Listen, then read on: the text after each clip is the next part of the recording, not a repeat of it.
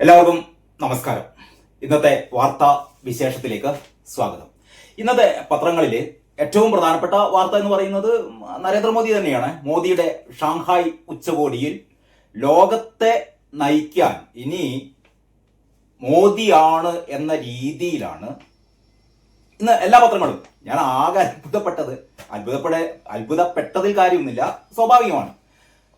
ദേശാഭിമാനി പോലും, എനിക്ക് തോന്നുന്നു നരേന്ദ്രമോദി അധികാരത്തിൽ ഏറിയതിന് ശേഷം കഴിഞ്ഞ ഈ 2 ടേമും കഴിഞ്ഞ് ഈ 3ാമത്തെ ടേമിലേക്കൊക്കെ വരുമ്പോൾ ദേശാഭിമാനി ആദ്യമായിട്ടാണ് സീരിയാജി പറഞ്ഞ പോലെ മറ്റേ ഇതുണ്ടല്ലോ മയിരല്ല കേട്ടോ, സോറി, കോൾമയിർ ദേശാഭിമാനിയുടെ കോൾമയിറാണ് ഇന്നത്തെ ദേശാഭിമാനി പത്രത്തിൽ. ജസ്റ്റ് അതൊന്ന് കണ്ടിട്ട് നമുക്ക് പത്ര വിശേഷത്തിലേക്ക് കടക്കാം. കണ്ടോ, ഇതാണ് ദേശാഭിമാനി.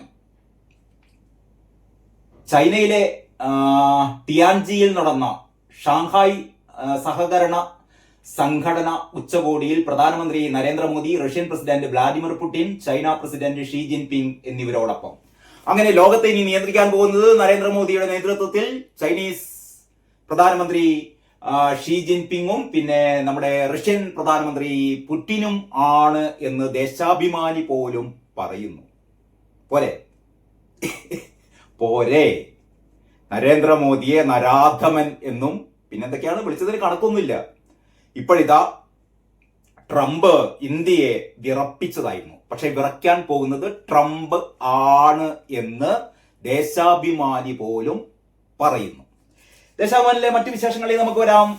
മാതൃഭൂമിയാണ് ഇന്നത്തെ മാതൃഭൂമി പത്രത്തിന്റെ ഏറ്റവും പ്രധാന വാർത്തയുടെ തലക്കെട്ട് ഇന്ത്യൻ ഇടിമുഴക്കം എന്നാണ്. എനിക്ക് തോന്നുന്നു ഇന്ന് വ്യത്യസ്തങ്ങളായ പത്രങ്ങളിൽ ഏറ്റവും ആപ്റ്റായ ഒരു തലക്കെട്ട്, ഏറ്റവും എന്താ പറയാ അർത്ഥപൂർണമായ ഒരു തലക്കെട്ട് കൊടുത്തത് മാതൃഭൂമിയാണ്. ഇന്ത്യൻ ഇടിമുഴക്കം, നരേന്ദ്രമോദി ഇടിവെട്ടിയ പോലെയാണ് ഷാങ്ഹായ് ഉച്ചകോടിയിൽ പ്രഖ്യാപനങ്ങൾ നടത്തിയത്.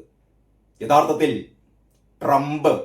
ട്രംപിന്റെ എല്ലാവിധ അഹന്തയും ഒരു പരിധിവരെ നരേന്ദ്രമോദി തന്റെ പ്രഖ്യാപനം കൊണ്ട് അല്ലെങ്കിൽ തന്റെ നിലപാട് കൊണ്ട്, ഇവിടെയാണ് നമ്മൾ നരേന്ദ്രമോദിയെ ഇഷ്ടപ്പെട്ടു പോകുന്നത്. വേറെ വല്ല പ്രധാനമന്ത്രിമാരാണെങ്കിൽ ഇപ്പൊ ട്രംപിന്റെ കൈയും കാലും പോയി പിടിച്ചിരുന്നു.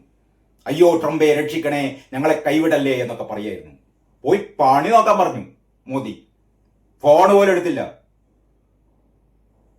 നമുക്കറിയാം, ഇന്ത്യക്കറിയാം. കാരണം ഇന്ത്യയെ അങ്ങനെ അമേരിക്ക അല്ല, ട്രംപ് അല്ല, അതിന്റെ മുത്തപ്പം എന്ന് വിചാരിച്ചാലും ഇന്ത്യയെ ഒരു ചുക്കും ചെയ്യാൻ പറ്റില്ല എന്ന് മോദി തെളിയിക്കുകയാണ്.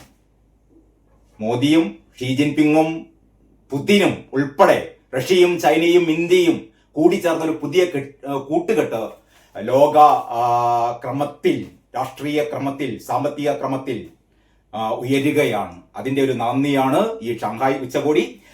മാതൃഭൂമി എഴുതുന്നത് ഇങ്ങനെയാണ് കേട്ടോ. ഷാങ്ഹായ് ഉച്ചകോടിയിൽ ശബ്ദമുയർത്തി പ്രധാനമന്ത്രി, ഭീകരതയോട് ഇരട്ടത്താപ്പ് അരുതെന്ന് മോദി, പഹൽഗാം ഭീകരാക്രമണത്തെ അതിനിശ്ചിതമായി വിമർശിച്ചുകൊണ്ട് ഈ പറയുന്ന ഈ തീവ്രവാദികൾക്ക് അല്ലെങ്കിൽ ഭീകരന്മാർക്ക് ഒത്താശ ചെയ്യുന്ന ഒരുത്തരെയും ഞങ്ങൾ വെറുതെ വിടില്ല എന്ന് പാകിസ്ഥാൻ പ്രധാനമന്ത്രിയെ സദസ്സിലിരുത്തിക്കൊണ്ടാണ് പറയുന്നത് കേട്ടോ. പരാമർശം പാക് പ്രധാനമന്ത്രിയെ വേദിയിലിരുത്തിക്കൊണ്ടാണ് പറഞ്ഞത്. പഹൽഗാം ഭീകരാക്രമണത്തെ അപലപിച്ച് SCO, അതായത് ഈ ഷാങ്ഹായ് ഉച്ചകോടി. SCOക്ക് പുത്തൻ വ്യാഖ്യാനവുമായി മോദി എവിടെ ചെല്ലുമ്പോഴും മോദിയുടേതായ ഒരു സ്പെഷ്യൽ ഐറ്റം അവിടെ നൽകാറുണ്ട്. ഇവിടെ ഷാങ്ഹായ് സഹകരണ സംഘടനയ്ക്ക്, അതായത് SCO അതാണ് അതിന്റെ ചുരുക്കപ്പേര്, SCO, അതിന് പുതിയൊരു വ്യാഖ്യാനം ചമച്ചിരിക്കുകയാണ് പ്രധാനമന്ത്രി നരേന്ദ്രമോദി. S എന്ന് പറഞ്ഞാൽ സെക്യൂരിറ്റി അഥവാ സുരക്ഷ, C എന്ന് പറഞ്ഞാൽ കണക്ടിവിറ്റി, അതായത് ബന്ധം, പരസ്പര ബന്ധം, O മീൻസ് ഓപ്പർച്യൂണിറ്റി, O എന്നത് ഓപ്പർച്യൂണിറ്റി, അവസരം എന്നിങ്ങനെയുള്ള വിശദീകരണങ്ങളാണ് അദ്ദേഹം നിർദ്ദേശിച്ചത്. അതായത് അവസരങ്ങൾ, ബന്ധങ്ങൾ, പിന്നീട് സുരക്ഷ, ഇത് മൂന്നും കൂടി ചേർന്നതാണ് നമ്മുടെ കൂട്ടുകെട്ടെന്ന് മോദി ഉദ്ബോധിപ്പിക്കുന്നു. അങ്ങനെയാണ് മാതൃഭൂമി പറയുന്നത്. മാത്രമല്ല മാതൃഭൂമിയുടെ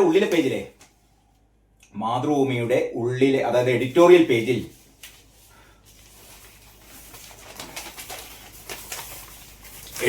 മാതൃഭൂമിയുടെ എഡിറ്റോറിയൽ ഇങ്ങനെയാണ്.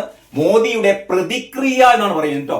ഉജ്ജ്വലമായ എഡിറ്റോറിയലാണ്. മോദിയുടെ പ്രതിക്രിയ. അതിൽ പറയുന്നത് ഇന്ത്യയും ചൈനയും പാകിസ്ഥാനും അടക്കം 10 അംഗരാജ്യങ്ങളുള്ള ഷാങ്ഹായ് സഹകരണ സംഘടന, അതായത് ഷാങ്ഹായ് കോഓപ്പറേഷൻ ഓർഗനൈസേഷൻ SCO, അതിന്റെ 25ാം ഉച്ചകോടിയുടെ സമാപന പ്രഖ്യാപനം പഹൽഗാം ഭീകരാക്രമണത്തെ അപലപിച്ചത് നമ്മുടെ നയതന്ത്ര നേട്ടമാണ്. പഹൽഗാം സംഭവവുമായി ബന്ധപ്പെട്ട് പാകിസ്ഥാനെ പേരെടുത്ത് പരാമർശിച്ചില്ല എങ്കിലും എല്ലാതരം ഭീകര പ്രവർത്തനങ്ങളെയും പ്രമേയം തള്ളിപ്പറഞ്ഞു.